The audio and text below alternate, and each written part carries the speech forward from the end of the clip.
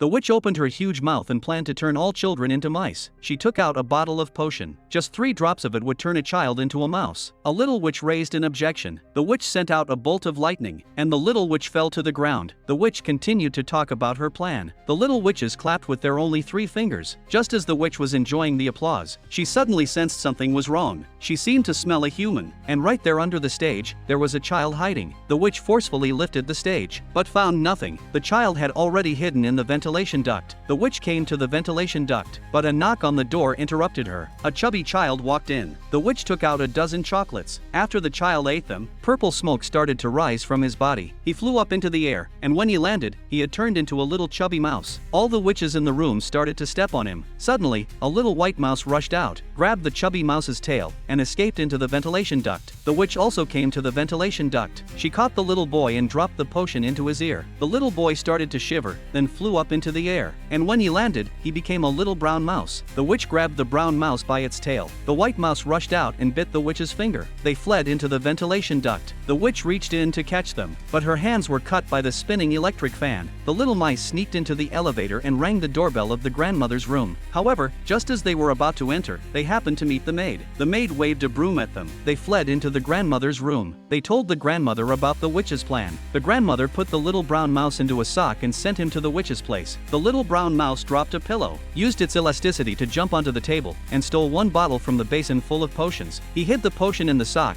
and Grandma immediately pulled the sock up. Suddenly, the witch grabbed the sock. The grandmother managed to fob her off. The little brown mouse narrowly escaped. Then he got to the witch's pea soup. He placed the potion on the spoon handle. When the cook wasn't paying attention, he dropped the potion into the soup. The pea soup was served in front of the witches. The little witches all started to drink the soup, but just as the witch was about to drink, she noticed the grandmother in the corner. She walked over to the grandmother. At this moment, a scream came from behind. All the little witches had turned into mice.